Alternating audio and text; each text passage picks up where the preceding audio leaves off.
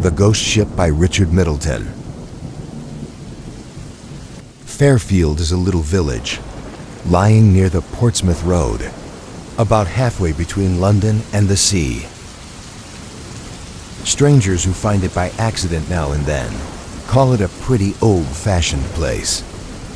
We who live in it and call it home don't find anything very pretty about it, but we should be sorry to live anywhere else. Our minds have taken the shape of the inn, and the church and the green, I suppose.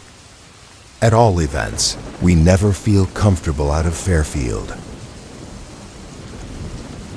Of course, the Cockneys, with their vasty houses and noise-ridden streets, can call us rustics if they choose.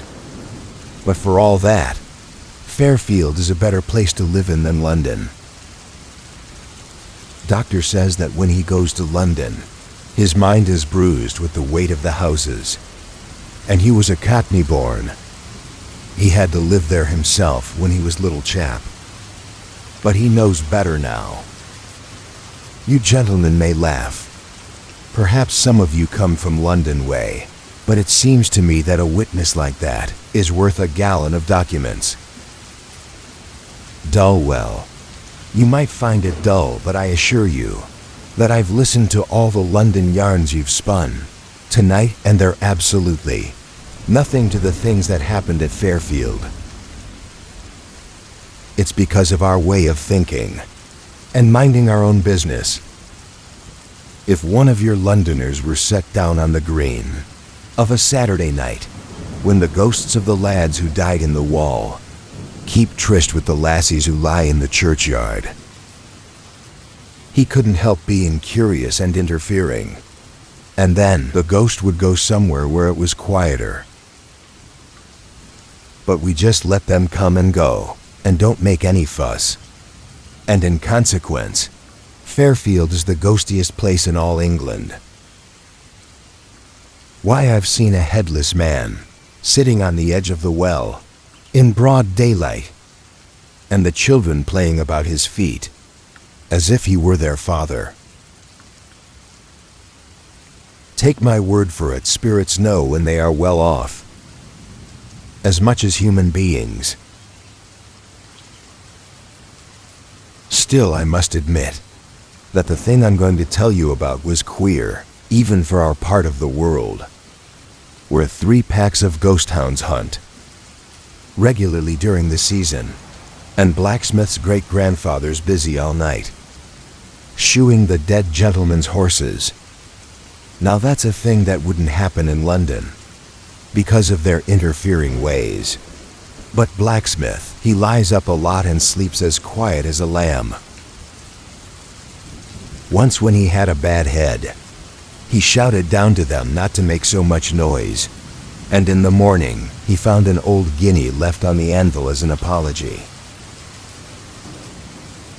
He wears it on his watch chain now. But I must get on with my story. If I start telling you about the queer happenings at Fairfield, I'll never stop. It all came of the great storm in the spring of '97, the year that we had 2 great storms. This was the first one, and I remember it very well, because I found in the morning that it had lifted the thatch of my pigsty into the window's garden as clean as a boy's kite. When I looked over the hedge widow Tom Lampert's window, that was prodding for her nest eggs with the dandy grubber. After I had watched her for a little, I went down to the Fox and Grapes to tell landlord what she had said to me. Landlord, he laughed, being a married man and at ease with the sex. Come to that, he said. The tempest has blown something into my field. A kind of a ship, I think it would be. I was surprised at that, until he explained that it was only a ghost ship and would do no hurt to the turnips. We argued that it had been blown up from the sea at Portsmouth, and then we talked of something else. There were 2 slates down at the parsonage, and a big tree in Lumley's meadow. It was a rare storm. I reckoned the wind had blown our ghosts all over England. They were coming back for days afterwards, with foundered horses and as footsore as possible. And they were so glad to get back to Fairfield that some of them walked up to the street, crying like little children. Squire said that his great-grandfather's great-grandfather hadn't looked so deadbeat since the Battle of Naseby. And he's an educated man. But with one thing and another, I should think it was a week before we got straight again. And then one afternoon, I met the landlord on the green.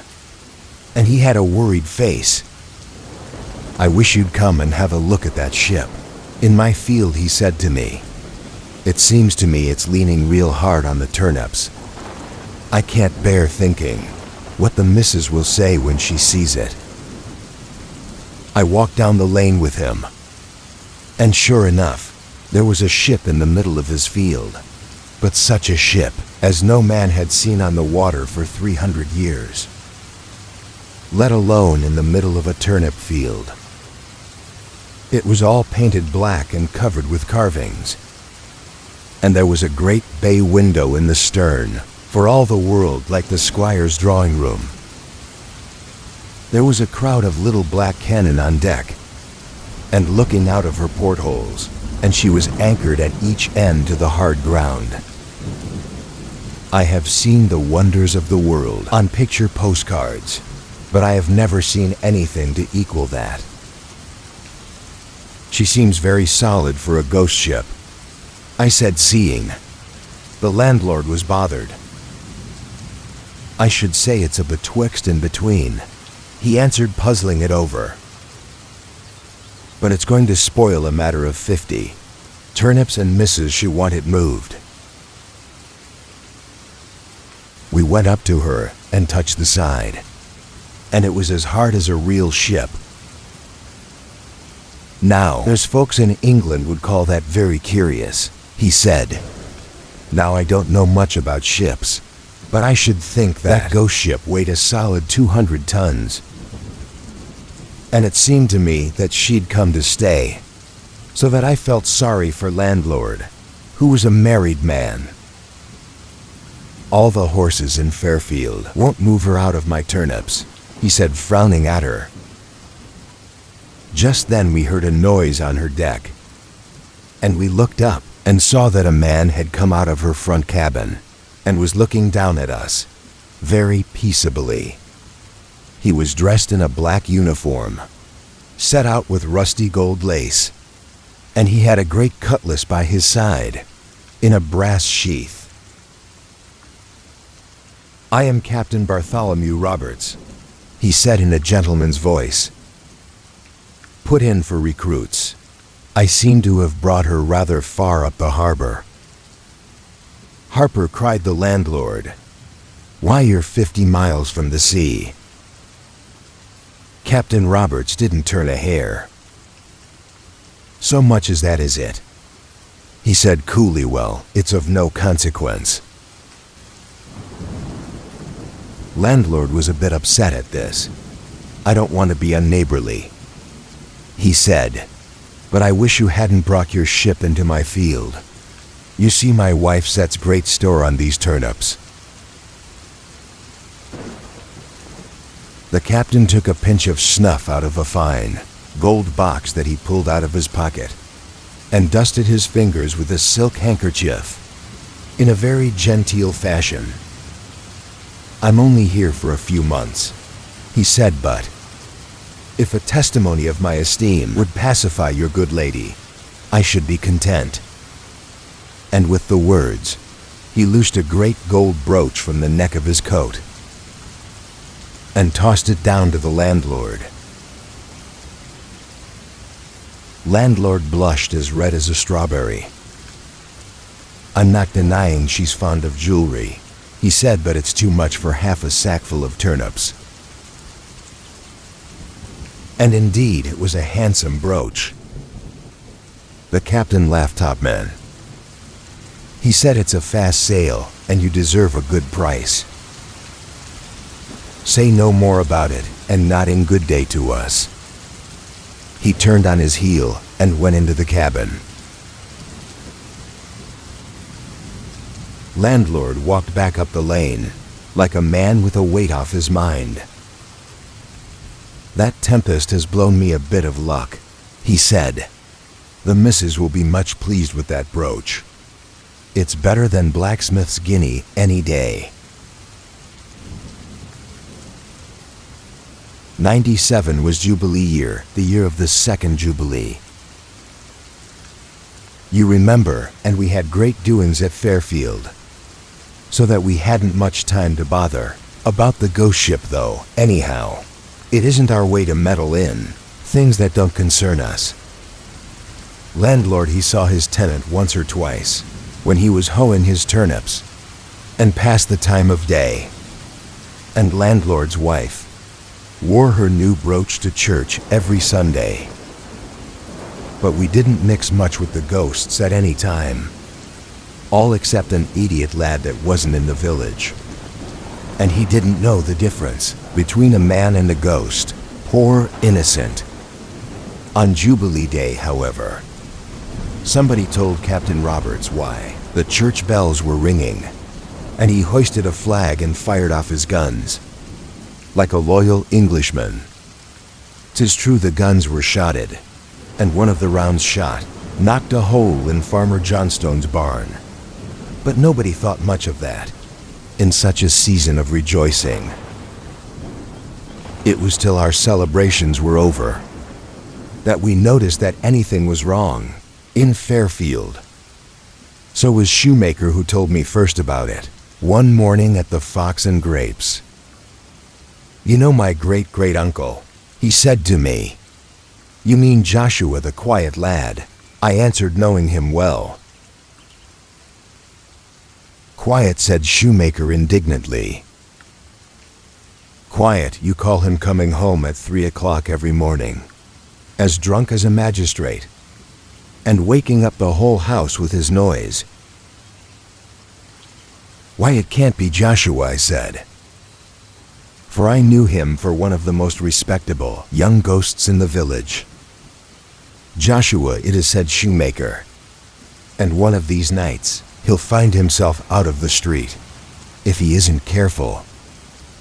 This kind of talk shocked me, I can tell you, for I don't like to hear a man abusing his own family. And I could hardly believe that a steady youngster like Joshua had taken to drink. But just then in came Butcher Aylwin, in such a temper that he could hardly drink his beer.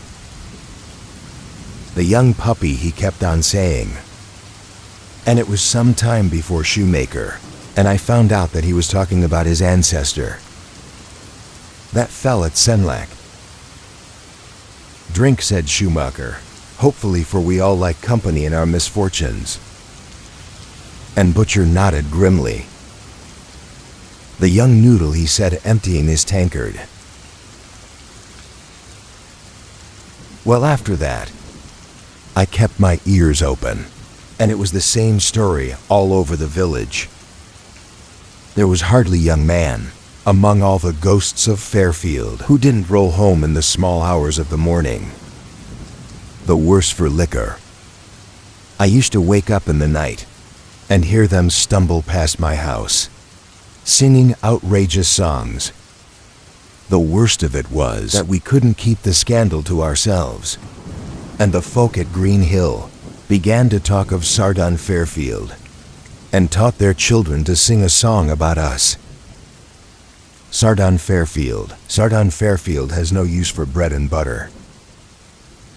Rum for breakfast, rum for dinner, rum for tea, and rum for supper. We are easygoing in our village, but we didn't like that. Of course, we soon found out where the young fellows went to get the drink, and landlord was terribly cut up that his tenant should have turned out so badly. But his wife wouldn't hear of parting with the brooch, so that he couldn't give the captain notice to quit. But as time went on, things grew from bad to worse. And at all hours of the day, you would see those young reprobates sleeping it all on the village green. Nearly every afternoon, a ghost wagon used to draw down to the ship with a lading of rum, and though the older ghosts seemed inclined to give the captain's hospitality the goby, the youngsters were neither to hold nor to bind.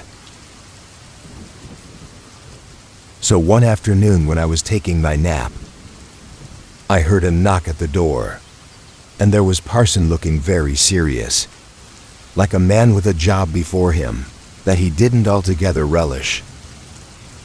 "I'm going down to talk to the captain about all this drunkenness in the village, and I want you to come with me," he said straight out. I can't say that I fancied the visit much myself, and I tried to hint to Parson that, as after all, they were only a lot of ghosts. It didn't very much matter. Dead or alive, I'm responsible for the good conduct, he said, and I'm going to do my duty and put a stop to this continued disorder. And you are coming with me, John Simmons. So I went, passing being a persuasive kind of man. We went down to the ship, and as we approached her, I could see the captain tasting the air on deck. When he saw Parson, he took off his hat very politely, and I can tell you that I was relieved to find that he had a proper respect for the cloth. Parson acknowledged his salute and spoke out stoutly enough. "Sir, I should be glad to have a word with you." "Come on board, sir. Come on board," said the captain. And I could tell by his voice that he knew why we were there. Parson and I climbed up at an uneasy kind of ladder, and the captain took us into the great cabin at the back of the ship where the bay window was. It was the most wonderful place you ever saw in your life, all full of gold and silver plate, swords with jeweled scabbards, carved oak chairs, and great chests that looked as though they were bursting with guineas.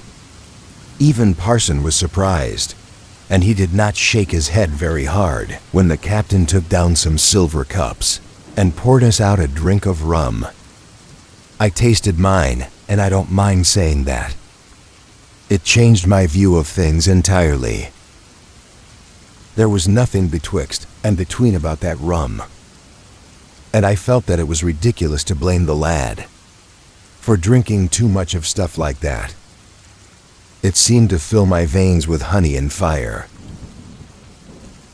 Parson put the case squarely to the captain, but I didn't listen much to what he said. I was busy sipping my drink and looking through the window at the fishes swimming to and fro over landlord's turnips. Just then it seemed the most natural thing in the world that they should be there, though afterwards, of course, I could see that proved it was a ghost ship. But even then, I thought it was queer when I saw a drowned sailor float by in the thin air, with his hair and beard all full of bubbles. It was the first time I had seen anything quite like that at Fairfield. All the time, I was regarding the wonders of the deep pass, and was telling Captain Roberts how there was no peace or rest in the village, owing to the curse of drunkenness, and what a bad example the youngsters were setting to the older ghosts. The captain listened very attentively, and only put in a word now and then about boys being boys, and young men sowing their wild oats. But when Parson had finished his speech, he filled up our silver cups and said to Parson, with a flourish, "I should be sorry to cause trouble anywhere where I have been made welcome, and you will be glad to hear that I put to sea tomorrow night. And now you must drink me a prosperous voyage." So we all stood up and drank the toast with honor. and that noble rum was like hot oil in my veins. After that, Captain showed us some of the curiosities he had brought back from foreign parts, and we were greatly amazed, though afterwards I couldn't clearly remember what they were. And then I found myself walking across the turnips with Parson, and I was telling him of the glories of the deep that I had seen through the window of the ship. He turned on me severely. If I were you, John Simmons, he said, I should go straight home to bed. He has a way of putting things that wouldn't occur to an ordinary man, as Parson and I did as he told me. Well, next day it came on to blow, and it blew harder and harder, till about 8 o'clock at night. I heard a noise and looked out into the garden. I dare say you won't believe me. It seems a bit tall even to me, but the wind had lifted the thatch of my pigsty into the window's garden a second time. I thought I wouldn't wait to hear what Widow had to say about it, so I went across the green to the Fox and Grapes, and the wind was so strong that I danced along on tiptoe like a girl at the fair. When I got to the inn, landlord had to help me shut the door. It seemed as though a dozen goats were pushing against it to come in out of the storm. It's a powerful tempest, he said, drawing the beer. I hear there's a chimney down at Dickory End. It's a funny thing how these sailors knew about the weather. I answered when Captain said it was going to night. I was thinking it would take a capital of wind to carry the ship back to sea, but now he is more than a capital. Ah yes, said landlord, it's tonight. He goes true enough. And mind you, though he treated me handsome over the rent, I'm not sure to last to the village. I don't hold with the gentry, who fetch their drink from London, instead of helping the local traders to get their living. But you haven't got any run like his, I said to draw him out. His neck grew red above his collar, and I was afraid I'd gone too far. But after a while he got his breath with a grunt.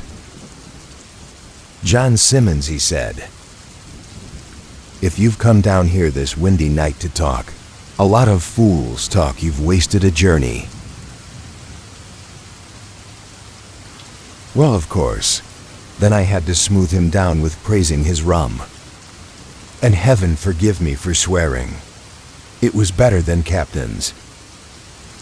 For the like of that rum, no living lips have tasted save mine and Parson's. But somehow or other I brought landlord around. And presently, we must have a glass of his best to prove its quality. Beat that if you can, he cried. And we both raised our glasses to our mouths, only to stop halfway and look at each other in amazement. For the wind that had been howling outside like an outrageous dog had all of a sudden turned as melodious as the carol boys of a Christmas Eve. Surely that's not my Martha, whispered landlord, Martha being his great aunt that lived in the loft overhead. We went to the door, and the wind burst it open, so that the handle was driven clean into the plaster of the wall. But we didn't think about that at the time, for over our heads, sailing very comfortably through the windy stars, was the ship that had passed the summer in landlord's field. Her portholes and her bay window were blazing with lights, and there was a noise of singing and fiddling on her decks. He's gone, shouted landlord above the storm, and he's taken half the village with him. I could only nod in answer, not having lungs like bellows of leather.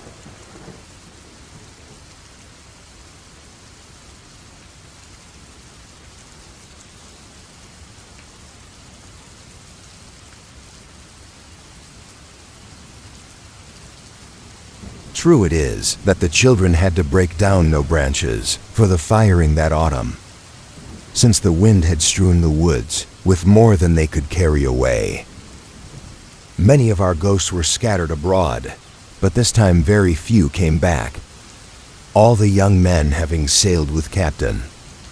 And not only ghosts, but a poor half-wooded land was missing, and we reckoned that he had stowed himself away, perhaps shipped as a cabin boy, not knowing any better. What were the lamentations of the ghost girls and the grumbling of families who had lost an ancestor? The village was upset for a while, and the funny thing was that it was the folk who had complained most of the carryings on of the youngsters, who made most noise now that they were gone. I hadn't any sympathy with Shoemaker Butcher, who ran about saying how much they missed their lands.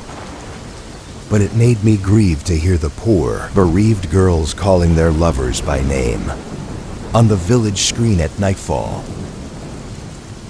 It didn't seem fair to me that they should have lost their man a second time after giving up life in order to join them. As like as not. Still, not even the spirit can be sorry forever. And after a few months we made up our mind that the folk who had sailed in the ship were never coming back, and we didn't talk about it anymore. And then one day, I dare say would be a couple of years after, when the whole business was quite forgotten, who should come traipsing along the road from Portsmouth but the daft lad who had gone away with the ship, without waiting till he was dead to become a ghost. You never saw such a boy as that in all your life. He had a great, rusty cutlass hanging to a string at his waist, and he was tattooed all over in fine colors, so that even his face looked like a girl's sampler. He had a handkerchief in his hand, full of foreign shells and old-fashioned pieces of small money. Very curious, and he walked up to the well outside his mother's house and drew himself a drink as if he had been nowhere in particular. The worst of it was that he had come back, as soft-headed as he went, and try as we might, we couldn't get anything reasonable out of him. He talked a lot of gibberish about keel hauling and walking the plank, and crimson murders, things which a decent sailor should know nothing about. So that it seemed to me that for all his manners, Captain had been more of a pirate than a gentleman. Marina. But to draw sins out of that boy was as hard as picking cherries off a crab tree. One silly tale he had that he kept on drifting back to, and to him you would have thought that it was the only thing that happened to him in his life. We was at anchor, he would say, off an island called the Basket of Flowers, and the sailors had caught up a lot of parrots, and we were teaching them to swear up and down the decks, and the language they used was dreadful. Then we looked up and saw the masts of the Spanish ship outside the harbor. Outside the harbor they were, so we threw the parrots into the sea and sailed out to fight. And all the parrots were drowned in the sea, and the language they used was dreadful. That's the sort of boy he was. Nothing but silly talk of parrots when we asked him about the fighting. And we never had a chance of teaching him better. For 2 days after, he ran away again and hasn't been seen since. That's my story, and I assure you that things like that are happening at Fairfield all the time. The ship has never come back, but somehow as people grow older, they seem to think that one of these windy nights she'll come sailing in over the hedges with all the lost ghosts on board. Well, when she comes, she be welcome. There's one ghost lass that has never grown tired of waiting for her lad to return. Every night you'll see her out on the green, straining her poor eyes looking for the massed lights among the stars. A faithful lass you'd call her, and I'm thinking you'd be right. Landlord's field wasn't a penny the worse for the visit, but they do say that since then, the turnips that have been grown in it have tasted of rum